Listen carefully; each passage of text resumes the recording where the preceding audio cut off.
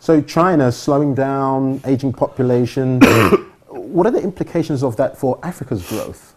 I love what Sanusi coincidentally wrote in an FT comment piece about, I don't know, a year or so ago. He said, our future doesn't depend on China.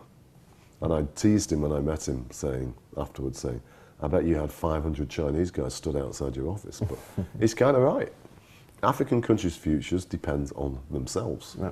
Don't get deluded into, because China grew by 10% and commodity prices are going up forever, it's going to continue, because it won't.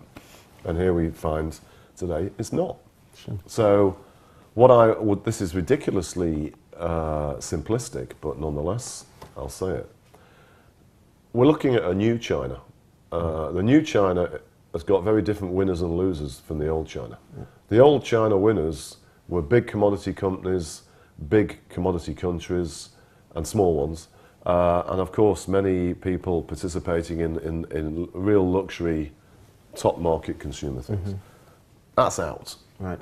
China's focused on trying to get more quality growth based on what I call luxury light, not using as many commodities, and trying to invest in a lot of energy efficiency. Right.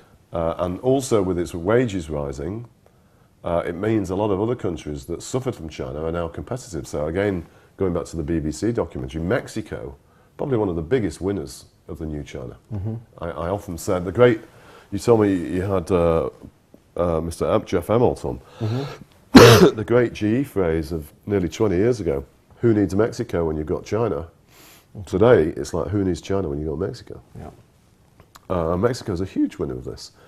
And when I think about it in an African context, if you could get more focus on a more competitive labour market, actually Africa could become more serious as a manufacturing place than probably most people would dream of. By doing what exactly? Well, because it's no longer, it can compete with China. China's a really expensive place to do low value added stuff. Right. And Africa's in the same time zone as all these European markets, and it's closer.